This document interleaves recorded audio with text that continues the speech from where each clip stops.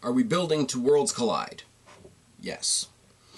Are we building to take over in Portland? Yes. Are we dragging NXT UK kicking and screaming to glory along with us? Yes, but let's never forget the imminent threat of AEW. They got a boat, and a dinosaur, and an alien, and a Snake Plissken cosplay by Dean Ambrose. Yeah, I'm still going to stick with NXT. Let's talk about it.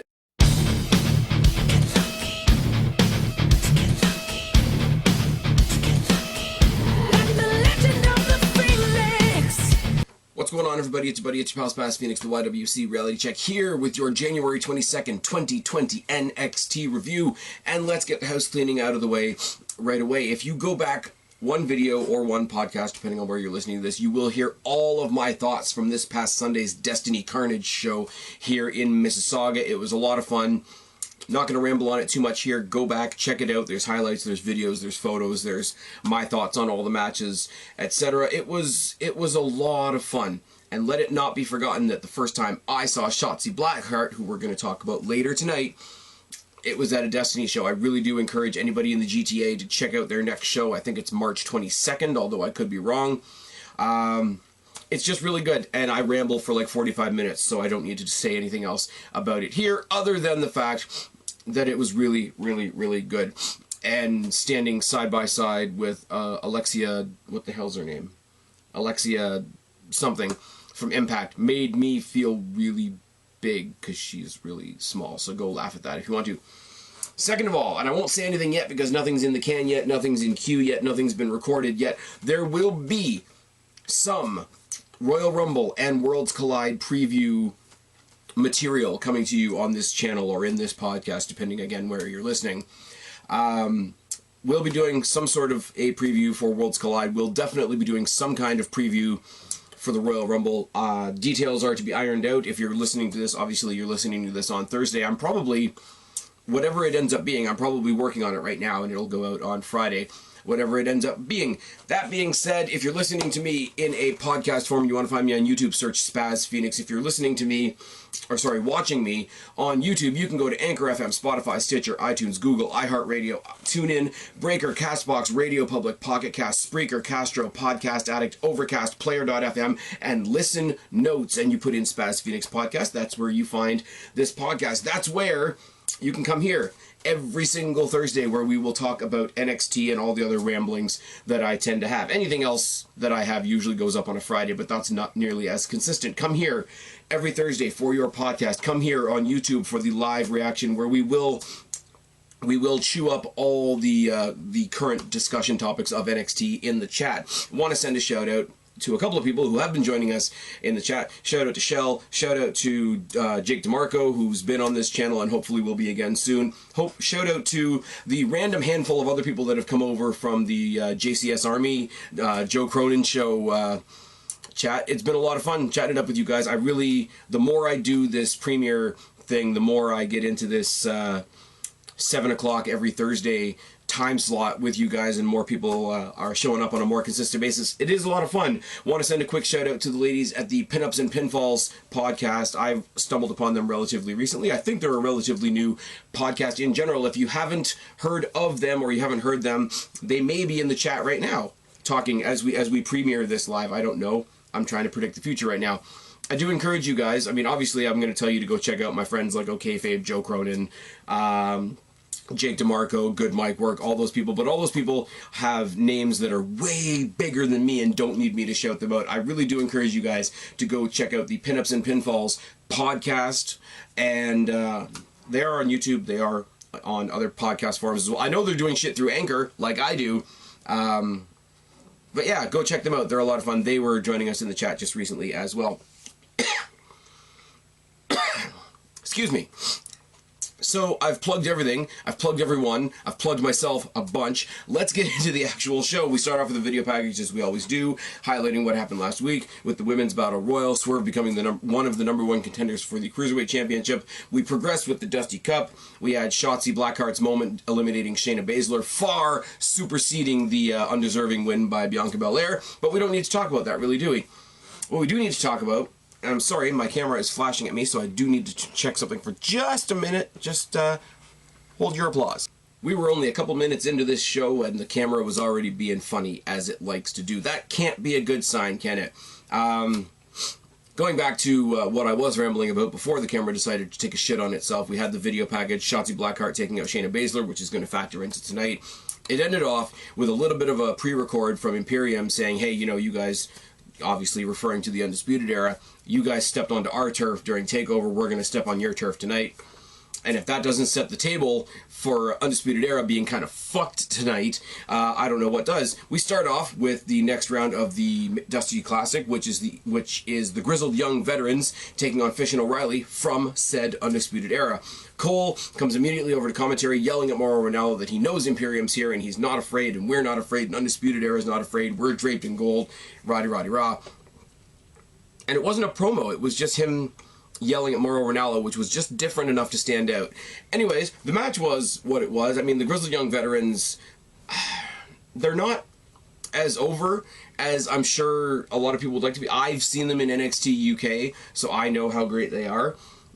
But as a general act, but at the same time, they have picked up the one main thing from the NXT UK show is the whole, if you hate Gibson, shoes off, and everybody waves their shoes in the air. So that's something. That's good. O'Reilly and Gibson start off the match as a collar and have some chain wrestling to follow. A lariat by Gibson, a double team by the Grizzled Young Veterans, shoulder block by Drake, a dragon screw by O'Reilly, a face plant on the apron by Fish, followed by some knee strikes, a slingshot sent on by Fish, followed by some body shots, followed by some corner shots, a series of strikes by O'Reilly, a backdrop driver by Fish, pump kick by Fish, a knee bar and a chop block by O'Reilly, a jawbreaker by Gibson, a crazy kicking spree by O'Reilly, because that's what he does. Step-up drop kick by Drake, which was an interesting sort of variation on the drop kick. I'll give him that. Drake, he really does get lost in the shuffle, because Fish and O'Reilly are from the Undisputed Era, and of the Grizzled Young Veterans, most people are talking about Zach Gibson, not James Drake. So he really does come off as the fourth wheel in this match, which is kind of unfortunate because he is really good in his own right. He's just always standing right next to Zach Gibson, who's a lot better as a character, as a promo, as a character in the ring. It's kind of a bummer how much of a fourth wheel he is in this match. But a backbreaker by Drake and a side effect by Gibson. Side effect from somebody not Matt Hardy. It's an interesting thing. Sleeper by Drake and an ankle lock. Fish exploders suplexes Grizzled Young Veterans into each other, which is all kinds of awkward, and when things look awkward, they look more painful. It blares out on my TV screen, look how fucking awkward and painful this is. It's nice. Knee bar by Fish and a Samoan drop and a moonsault misses. Corner drop kick by Drake and a helter-skelter by the Grizzled Young Veterans. Can't even describe the helter-skelter to you. I'm not going to try. Low bridge by Fish and a cannonball knee by O'Reilly. High-low by the Undisputed Era, and all four men get into the ring and start trading blows. There's a double knee strike by the Undisputed Era. Imperium show up on the balcony. And here's the thing, as much as I make the joke, and I joke lightly because I like NXT UK, it's just there's not enough hours in the day for me to keep up with it.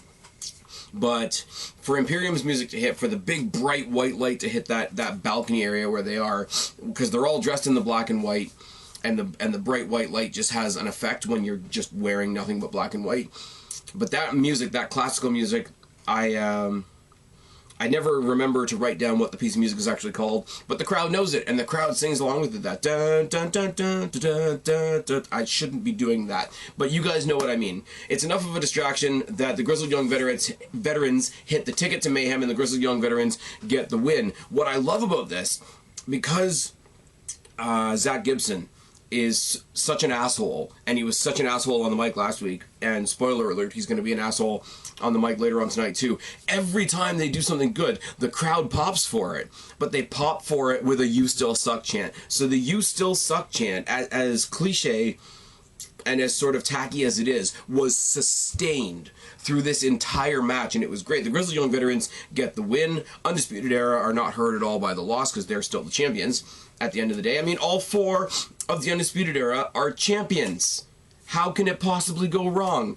Anyways, we see a video package on Rhea Ripley, Toni Storm, bringing us up to date on how they came together, how Storm followed Ripley across the pond, as they say, to come to NXT proper and challenge her for Worlds Collide. They also go back and show a lot of the you know, the Mae Young Classic stuff, the NXT UK stuff with them trading the belt back and forth, it's really, really good. With things like the Mae Young Classic, with things like people developing in NXT UK before they even come to NXT, they're building their own video montage packages, and it's really, really good. It counteracts the fact that they don't probably have very much footage to make packages out of these people before they came in to NXT. So they're WWE's creating their own history with NXT and now NXT UK. And that's a good thing, isn't it? But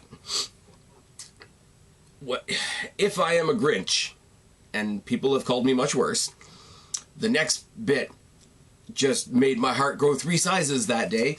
Backstage promo with my girl Shotzi Blackheart. It's not really a backstage thing. It's a video package with her narrating over top of it.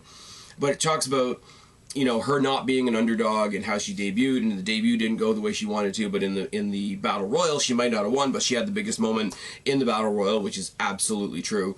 And the fact that she's going to be facing Shayna Baszler tonight, which made me perk up my ears, and I can only be honest with you guys, when I'm listening to this and she's talking shit, she's benefiting from that toss out that she had last week, and then she says she's facing her tonight, and I'm like, excuse me, what now? As a fan of Shotzi Blackheart, as somebody that was excited that she was coming to NXT, as somebody who was told, no, she's not, Spaz, you're an idiot, derp, derp, derp. Okay, here's the video of William Regal offering her a job, dickheads. But as that Shotzi Blackheart fan, I was like, excuse me, what now? We're going to get her versus Baszler. And I thought this might be Baszler's, you know, cast-off party. It wasn't, spoiler alert, but it bears some sort of attention, especially from somebody like me who's seen her elsewhere. Now, speaking of the women's division, let's totally flip the script. Let's build towards Worlds Collide. Let's give a spotlight to Toni Storm and have Toni Storm face Io Shirai, who should be in the title picture and isn't just yet. Maybe Io Shirai should have got Bianca Belair's spot, but hey, that's not for me to say, is it? Toni Storm comes out. It's weird. We're going to get to the end of this because the crowd in Full Sail, they did something I wasn't expecting, I'm not going to lie. Collar and elbow tie up and a side headlock by Toni, an ankle lock by Shirai, a headlock takeover by Storm, and slaps her to the face, and a drop kick by Shirai. This is the drop kick match, I'm just letting you know right now. Drop kick by Storm, uppercuts and a back elbow by Shirai, drop kick by Shirai, mudhole stomp and knife edge chop, a neck vice by Shirai with a posted knee in the back.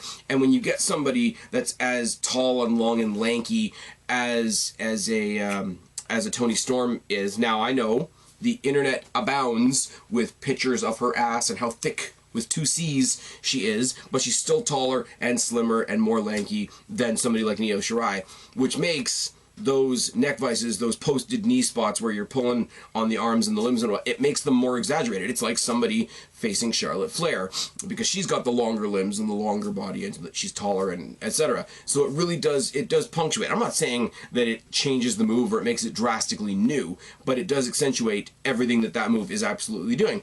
Storm and Shirai, they trade some forearms for a little while. There's a side headlock by Shirai, a lariat by Shirai, and then we go to a commercial break. Coming back from the commercial break, we got Shirai with a modified crossface on Storm. Another drop kick, multiple, I can't read my own writing, mudhole stomp and a double knees in the corner. Boot by Storm, German suplex release, 2 lariats, a spin kick by Shirai, a drop kick out of the ring by Storm, and this is where the good part of this match ends because we can't have too much good shit. We have to ruin it a little bit. Bianca runs in, the match is over, and yeah, she gets over, you know, EST, STD of NXT, whatever the hell it is. But you know what gets a bigger pop? Rhea Ripley coming out to deal with her ass, which is really, really good. They brawl. They're going to fight later in Portland. So Rhea's out here right now. One of her opponents, her actual opponent for this Saturday is already down. She's sort of scrapping it up with her opponent for a couple weeks from now. Shirai, who's not in any title scenario, just takes out both of them. And then Toni Storm comes in and takes out all 3 of them. Now, here's the funny thing about all this. Here is where the NXT loyals will really tell you what they think. Because for now, as awesome as Toni Storm is, and as much of a fucking star as I've always said she is, along with Rhea Ripley, she is still the NXT UK star in this story. She is still the outsider. So with everybody else down, when she grabbed that belt and sort of looked at it and held it for a minute and whatever. One of those moments would usually get either a cheer or a let them fight or even a ooh, that's interesting from the crowd. She got viciously booed in Full Sail, and you could see her sort of with a sarcastic expression letting it all sink in. I don't think they were expecting that. Now, once again, she's the outside. She's the away team. Rhea Ripley's the home team. Now, we forget that Rhea Ripley a couple of months ago was also the away team, but that's another story for another day. Very, very interesting to see how entrenched the NXT audience has become in Rhea Ripley. I love it, but I didn't think they would turn on Toni Storm that hard, because she hasn't had that many matches. She's been involved in the Survivor Series build. She's been involved in some other things. Other Worlds Collide stories or specials that they've done have had Toni Storm on them. She was involved in that 6-woman a couple weeks ago. But I didn't think they would. I didn't think they would turn on her like that. And that was. I found that to be really. I don't hate it. I don't hate it. But it's very, very interesting. Undisputed Era are shown in the back. They're all kind of freaking out. They're ranting about Imperium. They're ranting about how they could have won the Dusty Classic 2 years, or not 2 years in a row, but 2 years, you know, two-time Dusty Rhodes Classic winners they could have been, is what I'm trying to say, if I could possibly speak. Adam Cole takes the reins of the interview and sort of regroups them. Hey, we got fucked by Imperium. That sucks. We'll deal with them on Saturday. Right now, we got to focus on Roddy. We got to focus on Keith Lee. We got to focus on this title match later on tonight. That is the new direction of the Undisputed Era, which is fine. We're moving forward. You see some ring, or not ring generalship, but some generalship from Adam Cole, which is really, really good. And he wasn't doing it in a dickhead, like, I'm the leader, you guys all need to follow me. It's like, generally, like, wake up. We got other things we got to worry about. That wasn't for a belt even. We got to worry about this belt. Getting excited because I really like this show. Balor has to have a match.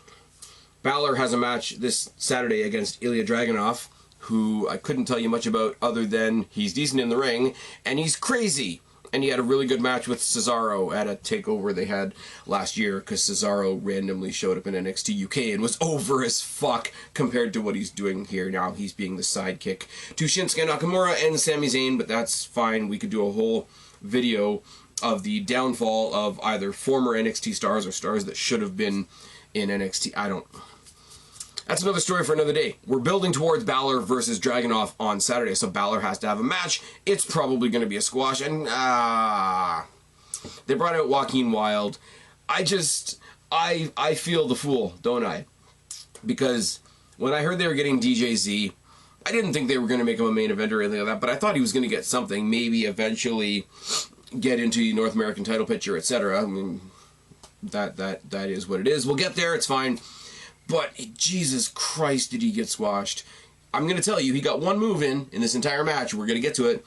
Collar double time and shots to the back by Balor. Balor stomps the chest and chops in the corner. Balor gets one boot by Joaquin Wilde and then follows it up with a drop kick and then a shotgun drop kick and then a coup de grace and then a 1916, and Balor gets the win, and that's the story. And Joaquin Wilde just showed up to be a pillow. Like, that's what he did.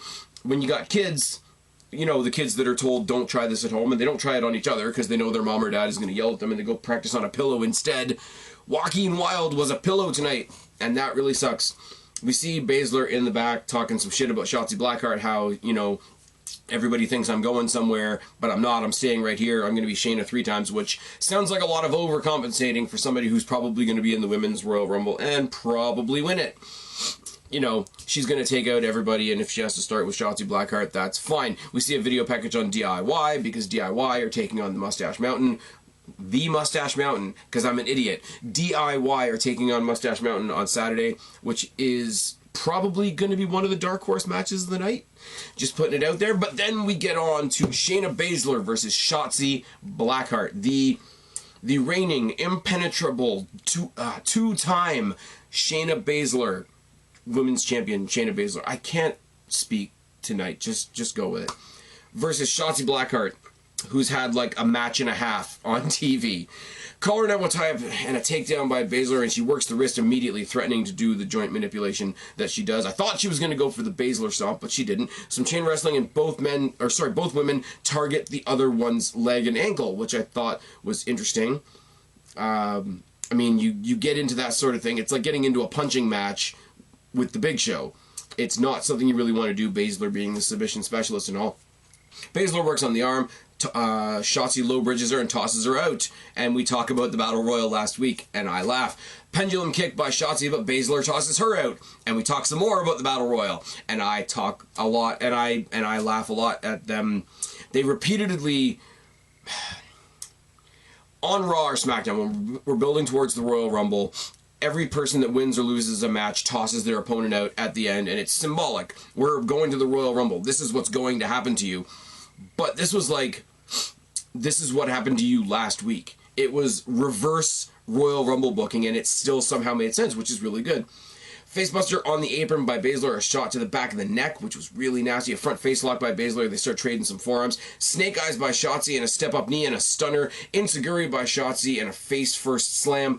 Sliced bread number 2 off the edge of the apron by Shotzi Blackheart on Shayna Baszler made me smile a whole bunch. Shotzi's senton off the top misses. She gets caught in the Karafuda clutch. And after a really, really resilient attempt to counter it, she does tap out to the Karafuda clutch to Shayna Baszler. She did not get the win I wanted, but I swear to you guys, and I will not say that it's match of the year quality. I will not say that it's going to be in your top 10 women's matches of all time, but as somebody that's brand new to NXT, and yes, my bias is showing, I don't care.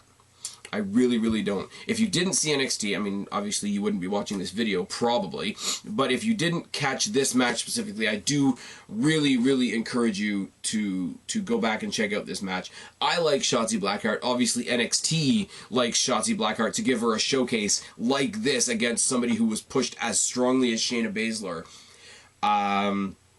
They're going to do something with her. And this is very much, you know, she needs a showcase. Balor needed a showcase against Joaquin Wilde, and Joaquin Wilde got one boot in. Shotzi needed a showcase, and she got this with Shayna Baszler. This was really decent. Obviously, Baszler pissed off, you know, sort of trying to sell that she was taken to the limit by this newcomer. Wouldn't release the hold even after the ring was over. I thought for a second they were going to do the thing where the referee punishes her for not letting go by reversing the decision, but I don't want somebody like Shotzi Blackheart getting their big win that way, so I'm glad they didn't do it. We have a two-way pre-recorded promo between Tegan Nox and Dakota Kai talking about how they all fell out and how they used to be friends and now they're not. Rah. We got a highlight pack on Mustache Mountain because we got a highlight pack on DIY, and they're going to face on Saturday. Sorry, Sunday's the Rumble. Saturday is this. Then we talked to Angel Garza in the back about his fatal 4-way match on Saturday as well. The other 2 participants have been announced, so it's going to be Angel Garza versus Swerve Scott versus Jordan Devlin versus Travis Banks, the only Banks in WWE that matters. That's going to be a really good match. I have a theory on this match that's going to come up in the preview that we do later on this week. I'm going to save it for there. I'm not going to do it now. Jordan Devlin may have something in common with Tony Storm. That's all I'm going to say. Pete Dunne and Matt Riddle for the other spot in the final of the Dusty Classic. Now, we get some news about the Dusty Classic at the end of this match that really, again, sort of bummed me out, sort of threw me for a loop, was not what I thought it was going to be, was not what I expected to hear. But yeah, Pete Dunne and Fabian Aichner, they start off the match. They start off with some chain wrestling. Barthel works the arm and pulling back on the jaw as well. Because, you know, if somebody's already working on your arm, you know, you don't want them already grabbing onto your jaw. As well, a hip toss by Fabian, a lariat by Dunne, an assisted senton by Riddle. The teamwork between Dunne and Riddle for a brand new team is absolutely... It's hilarious how good it is. Gut-wrench suplexes for both men by Riddle, Broton by Riddle, a corner beatdown by Barthel, hard forearms by Riddle, a boot by Drew, and a dropkick, a suplex by Dunne, stomping the fingers and follows it up with a crucifix bomb, an X-plex on the apron, and as he's on the apron, as he falls out to the outside, Pete Dunne has a stare down with Walter, which only really makes any sense or has any weight to it if you, A, just recognize that Walter's a big dude on the outside that could interfere, B, you're really, really familiar with the Brit Rest scene, which I'm not, or C, you saw these guys fight when Walter took the title off of Dunne. all of those things come into play here. Fabian knee strikes Dunn into the stairs as we go to the commercial break. As we come back from the break, Enziguri by Barthel, forearm smash by Dunn, double team mudhole stomps by Imperium, Enziguri by Dunn, knee strikes by Imperium for Riddle, exploder suplexes by Riddle for both members of Imperium, Broton for both men, deadlift cradle suplex for both men, double dropkick by Imperium, and a wheelbarrow assisted DDT was beautiful. Not something I've really seen before. Get him up in the wheelbarrow position where you think you're going to wheelbarrow suplex him, but no, you just let your partner drop him on his face instead. Fucking wonderful. We get a double submission spot where Dunn locks on a Kimura and Riddle locks on the ankle lock, but a double spear by the, sorry, that gets broken up. Obviously, one of them gets to the ropes and they all sort of fall into each other. I hate that. That is a little bit of a contrived thing. When you have that moment in a tag team match where both members of a team have both members of the other team in submission moves, one person will sort of kind of roll out of the submission and it'll cause everybody to kind of roll into each other like we're fucking tumbleweeds. I don't like that. I don't like it on the main roster. I wouldn't like it in AEW, and I don't like it here. I gotta be fair. Dunn and Riddle come back with a double spear, jackhammer by Riddle, brainbuster by Fabian, but the knee, the powerbomb, the knee again by Riddle leads to the bitter end high knee combination by Riddle and Dunn, and that's enough to get them the win. They get up to the rampway. Imperium are sort of consoling themselves in the ring. Riddle and Dunn are posing over by the trophy. Oh, look, they're waiting by the trophy for a long time. What could possibly happen? Could their opponents possibly come out? Gibson and Drake come back out. Gibson cuts a promo on all of them. Cuts a promo specifically on Pete Dunne, which was interesting because Pete Dunne used to be from NXT UK. He sort of ignores Riddle for a while. He's like, let me cut a promo specifically on you, Pete Dunne. You were not only delusional enough to think that you were the best guy in NXT UK, but you were the most selfish guy in NXT UK. And then Dunne basically says, yeah, but every time you fought me, I beat you. You've never won any singles title, etc. And then, you know, Gibson goes on to call all the people in Full Sail. Basically, he's making fun of the Americans in general. Calls them all neckbeards, which is great. Makes fun of their name.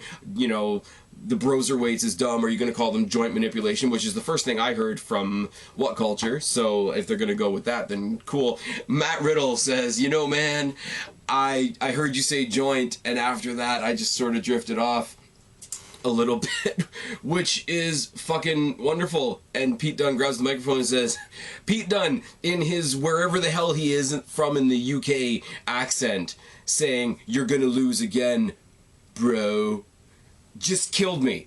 Just Pete Dunne and Matt Riddle, they shouldn't work as a tag team. They really shouldn't work as a tag team, but they absolutely do work as a tag team. And as they mentioned on commentary, I mean, they may be telegraphing the end a little bit, but the odds and the favors usually go to these awkwardly constructed teams in the Dusty Classic. If you go back to the first one with Balor and Joe, and then you go on to a team like Ricochet and Aleister Black, they should win. I like the Grizzled Young Veterans. I like Zach Gibson specifically. He's another guy I'd love to see come over and just do something awesome in on the NXT main roster. But, I mean, Dunn and Riddle are going to win. Are we really, really thinking that the Grizzled Young Veterans are going to win here? And I don't want to say it like that because the whole time I've been saying how great is it that they're bringing NXT UK along for the ride. They're giving them the platform that Raw and SmackDown was giving them a couple years ago. And it's a weird sort of positive pay it forward type thing that they're trying to do. But it's going to go over like a wet fart in church if the Grizzled Young Veterans win the entire Dusty Classic. And when will we find out who won the Dusty Classic? The entire time we've been talking about the Dusty Classic, especially with the inclusion of the guys from the UK, I figured the Dusty Classic was going to end at Worlds Collide because you've got an NXT team. Yeah, Pete Dunne is a UK guy as well, but you've got the NXT team with Dunn and Riddle. You've got the Grizzled Young Veterans who are the NXT UK team. That's a Worlds Collide match. But no, we're getting the finals of the Dusty Classic next week on NXT. I don't like that. I really don't. You want to give this title prestige, you want to give this tournament prestige, you want to give obviously this respect to Dusty Rhodes, etc. This final should be on the pay-per-view. There's only 5 matches on the main card, 1 match on the pre-show for this show. For a card that is the battle of 2 brands, and yeah, you can make the bragging rights comparison, you can make more recently you can make the Survivor Series comparison, and how that's sort of driven into the ground a little bit, but the coming together of 2 brands to establish which one is the better brand, which is the real NXT type of thing, it can afford to be a little bit bigger than a regular takeover. I'm also kind of bummed out that this isn't called Takeover Worlds Collide, because this is a takeover worthy card. We're going to talk about it when we're done talking about this show. It's a takeover worthy card, so it should be called Takeover Worlds Collide. It's not, but I don't know. It should be on the card. It should be on the card. This will probably main event next week's show, and that's fine. If it's not going to be on the card at the pay-per-view, it should be the main event of the next week's show. But next week's show, we already know we're getting Tegan Nox versus Dakota Kai, and the way that's been built, that should main event a show too. So, as I say, as biased as I am towards NXT, and as much as I love NXT, and as much as NXT is better than Raw, SmackDown, Impact, AEW, and NXT UK, I can't not point out that this is a shit move. This is a really shit move. Unless these teams show up on the kickoff and demand that the final happens on the pay-per-view, which is what it should do, I don't know. I like NXT. I'm harder on them when they fuck up than I am with Raw, SmackDown, Impact, AEW, NXT UK, because I have so much more respect for this brand. So when they do a stupid thing like this that I think is really, really dumb, I have to point it out. I have to say, this should be on the card. I haven't said it enough, but this should be on the card. This is me brain farting because I have nothing else to say about it. I think this is such a wildly, fantastically stupid decision. Anyways, Roderick Strong versus Keith Lee in our main event for the North American Championship. They come out. Roderick Strong is there with all of the Undisputed Era. Most of this match was fought with an, okay, when is the Undisputed Era going to get involved mentality. Keith Lee's out there by himself. I would have liked to have seen, because Undisputed Era is such an established threat at this point on NXT, and because Keith Lee has shown himself to have allies in the back, like Dominik Dijakovic, like Tommaso Ciampa at certain points, not only people that have his back, but people that have issues and axes to grind with the Undisputed Era. I thought you could do some sort of interwoven storytelling there where he had some people in his corner as well, so he's not all alone. We told the story a little while ago on SmackDown about how Roman Reigns is the locker room leader, but he has no friends. And Keith Lee felt a little bit like that coming out tonight. We know he's injured. The ankle is going to be the story, and oh my god, the ankle is the story of this match.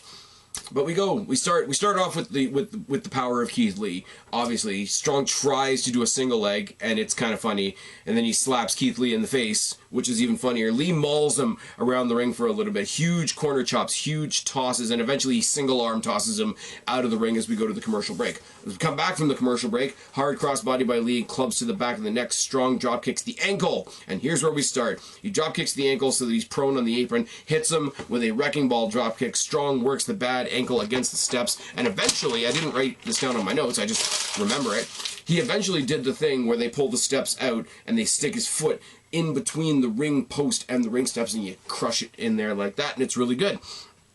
Strong gets him back in the ring and stomps on the ankle some more. There's a single leg grab by Strong, a dragon screw, and he stomps on the ankle some more. They trade some punches, and Strong splashes on the foot off the bottom rope. Ankle lock by Strong, and who hits him with a boot and hits him with an enziguri. Series of forearms by Strong, and then he transitions from the ankle lock to a knee bar. Let's just twist your leg every single possible direction we can twist your leg.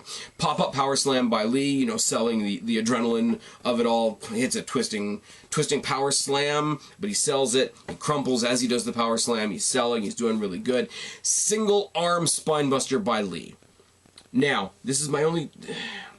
If a generic slam made you crumple, a single arm spinebuster, which requires more elevation and more force, should have crumpled him down to the ring a second time. But to fix that, we have Bobby Fish, when the referee is distracted, coming in and shot blocking the injured ankle. DDT by Strong, body shots by Lee, and a gigantic headbutt. We try a couple times. It takes Roderick Strong a couple of attempts, but we eventually get a second rope angle slam by Strong, and Lee gets up to sort of one knee and one leg and just sort of manages to sort of do an upward version of that double chop. I think they call it the Grizzly Magnum. I don't know why.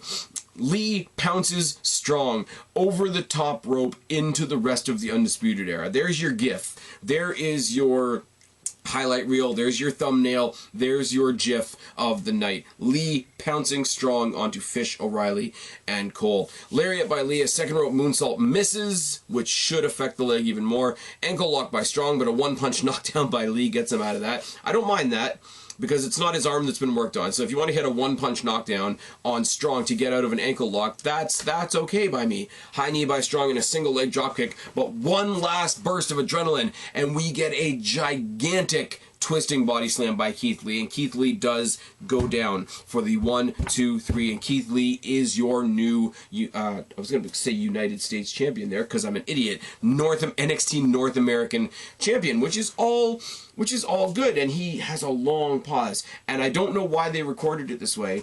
They shot him up the ramp, whoever the cameraman was, and they took the shot so that he was in sort of one side and there was a lot of empty space. And subliminally, I was thinking that means somebody's going to run in and jump him. Maybe that was a recording error, maybe that was a cameraman error. I'm the last look at this shit that I've got here. I'm the last person that's going to tell a cameraman how to do their job. But the shot just looked weird. The shot looked like somebody else was about to run out. Either somebody was going to attack him and he was immediately going to have a next feud, or those people that I mentioned before, like the Dijakovics and the Ciampas, and maybe even the Garganos and some of the, happy clappy baby faces of the mid-card can come out and celebrate with him. Maybe somebody like a Leo Rush, who I was hoping was going to be with him in the Dusty Classic, and that never happened. It's fine. I'm over it.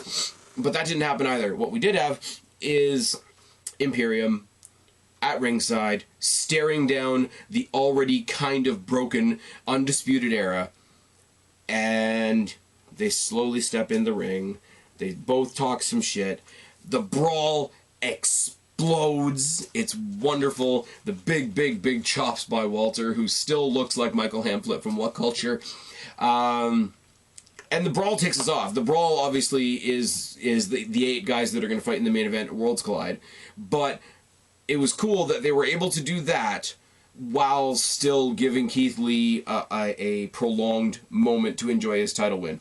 If we go back to TLC, one of the big criticisms of TLC was they cut quickly from the Kabuki Warriors win to the brawl with Corbin and Roman in the big spear spot out of the crowd. I don't think that was personally an issue, because stuff like that happens at the end of pay-per-views more often than we remember, especially in the early days of NXT. How many times did a main event end and a brand new star that nobody knew was there just comes out on the ramp to basically say, I'm here? But I will say, people were making the assertion that took the moment away from the Kabuki Warriors and their win, especially when we find out afterwards what happened to Kairi Sane, and that's terrible. That didn't happen here, because you did have a brawl, because you did have to go forward and promote this pay-per-view that's happening on Saturday, but they lingered on the victorious image of Keith Lee for quite a bit, and that was really cool, and I'm happy for Keith Lee. I do want to get into Jordan Miles's DMs and ask him to defend his assertions that NXT is racist, but that's another conversation for another day, and I'm an asshole. But what do we have coming out of this? What do we have to look forward to on Saturday? As the card sits right now, unless they announce something else on the night, which is very, very likely to happen, we have on the kickoff, which they didn't mention at all tonight, which was kind of a bummer, Kaylee Ray defending the NXT UK Women's Championship against Mia Yim. On the kickoff, what a kick in the nuts that is. Ilya Dragunov versus Finn Balor, Mustache Mountain versus DIY, Angel Garza versus Isaiah Swerve Scott versus Travis Banks, the only Banks in WWE that matters, versus Jordan Devlin, Rhea Ripley versus Toni Storm for the NXT Women's Championship, and the Undisputed Era versus Imperium 4-on-4. And then we go to next week's NXT, where we've got Dakota Kai and Tegan Nox taking their rivalry, whatever the next step of that rivalry is, and you've got the Grizzled Young Veterans Owens versus Pete Dunne and Matt Riddle for the finals of the Dusty Classic, which is going to be awesome. Even though it's happening in the wrong place at the wrong time, it's going to be awesome, and I hope it main events, and the girls are going to be sort of the sub-main event. And that kind of sucks, because, as I say, they should have their own... They should have left it out a week. Do the Dusty Classic next week, even though it's dumb. Let Tegan Nox, Dakota Kai have their grudge match the following week. Both of those deserve to main event. In my opinion, if you just look at the stories, I mean, the Dusty Rhodes Classic is a story on its own, but Dakota Kai, Tegan Nox, the whole breakup of that friendship, the injury angles, and how it went all through Survivor Series and whatever, that should be on a pay-per-view. That match needs to get fucked up next week. I'm sorry, I'm going on a ramble now. That match needs to get fucked up next week so they can do it properly at NXT Portland. I'm making bold proclamations. This is the brand I love, but they did a lot of weird things tonight. They did a lot of cool things. Really cool things. Shotzi Blackheart, my girl, looking really good against Shayna Baszler. Everything else that happened in that first match up to and not quite including the interference of Bianca Belair. The Dusty Classic tag matches tonight were really good. The Balor squash of Joaquin Wilde I could have done without, because I hope they do something with Joaquin Wilde, or he's going to be one of those guys angry on Twitter that he's got a WWE contract.